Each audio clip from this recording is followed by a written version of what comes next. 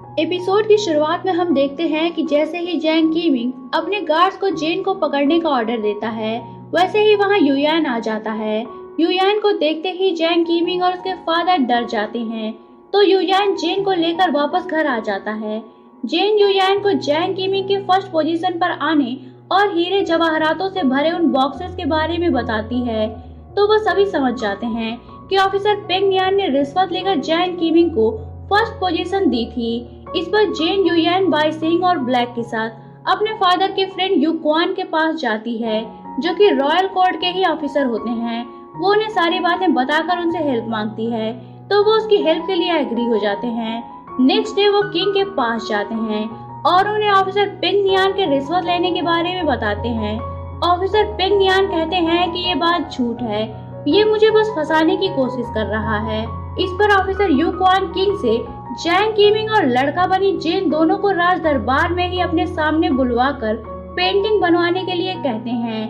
इस पर king agree हो जाते हैं और वो तुरंत अपने असिस्टेंट से जेन और जैंग कीमिंग दोनों को बुलवाने के लिए कहते हैं। इस पर वो असिस्टेंट तुरंत ये खबर प्रिंस मोयुन तक पहुंचाता है, क्योंकि प्रिंस मोयुन भी इन सब में शामिल हुआ होता है, क्योंकि वो चाहता था कि राज दरबार में सभी ऑफिसर्स उसके वफादार अपॉइंट किए जाएं, ताकि वो जब चाहे तब अपने फादर को हटाकर किंग बन सके।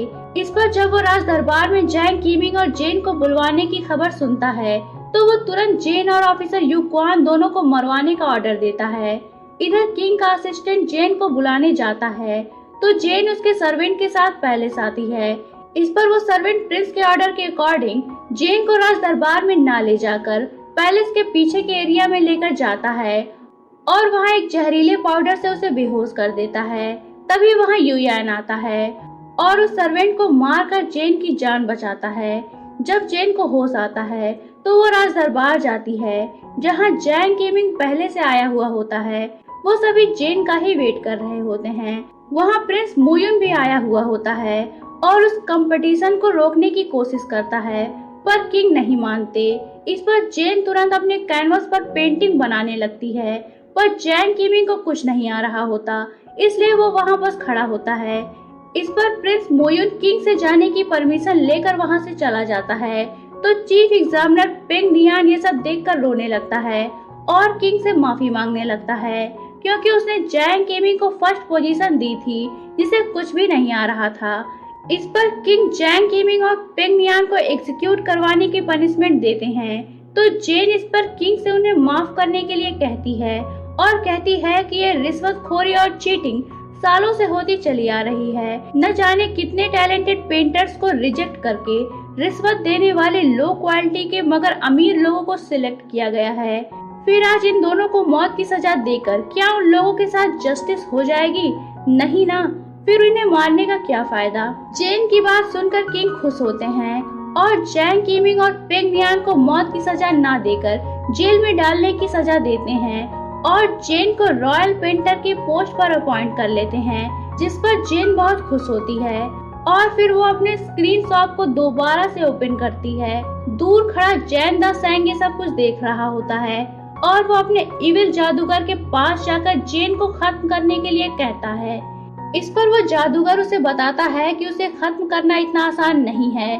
उसके पास मैजिकल वर्ड की एक पावरफुल स्क्रीन है, जिसके 3 फॉक्सेस उसके गुलाम हैं, जिसमें सबसे पावरफुल युयान है और वो उसे हमेशा प्रोटेक्ट करता है, इसलिए सबसे पहले उसका इंतजाम करना होगा। इतना कहकर वो एक सफेद बालों वाली जादूगरनी के पास जाता है और उसे युयान के बारे में बताता है। इस पर वो कहती है कि आखिर तुम मिल ही गए युयान, तुम्हारा तो मैं 100 सालों से इंतजार कर रही थी। इधर जेन की फ्रेंड कियांग हुआ जेन के पास कुछ पेस्ट्रीज लेकर आती है। ये वही होती है जिसकी वजह से जेन के बॉयफ्रेंड मू चेंग ने उसे छोड़ दिया था। वो जेन को बताती है कि वो प्रेग्नेंट है और वो नेक्स्ट डे मू चेंग से शादी करने वाली है। वो अपनी शादी का कार्ड जेन को देकर उसे शादी में इनवाइट करके वहाँ से चली जाती है।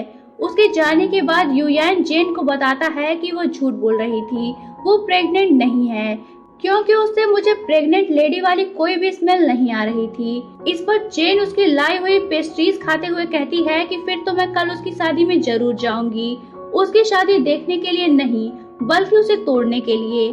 पर नेक्स्ट डे जब जेन सोकर उठती है तो मिरर में अपना फेस देखकर डर जाती है क्योंकि वो बहुत बूढ़ी लग रही होती है। वो बाइसेंग, युयान और ब्लैक के पास जाती है तो बाइसेंग उससे कहता है कि ये तो किसी पॉइजन का असर लग रहा है, क्या तुमने कल घर के खाने के अलावा कुछ और खाया था? तो जेन उसे कियांग हुआ की लाई हुई पेस्ट्रीज के बारे में बताती है तो बाइसेंग कहता है कि हो सकता है कि उसी ने तुम्हें पॉइजन दिया हो। इस पर जेन उठकर जाने लगती है तो बाइसेंग उसे इस हाल में बाहर जाने से रोकता है।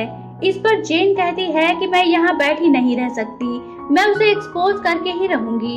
इतना कहकर वो युयान के साथ कियांग हुआ के घर जाती है। घर के अंदर जाते ही उसे कियांग हुआ की मेड मिलती है। इस पर जेन उसे खुद को कियांग हुआ की आंटी कहकर इंट्रोड्यूस करवाती है। फिर वो कियांग हुआ के रूम में जाती है और उसे खूब डराती धमकाती है।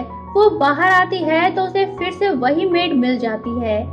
इस पर वो उससे कहती है कि मुझे कियांग हुआ ने सारी सच्चाई बता दी है कि वो प्रेग्नेंट नहीं है, बल्कि उसे तुमने मूचैन से शादी करने के लिए ये ड्रामा करने के लिए कहा है।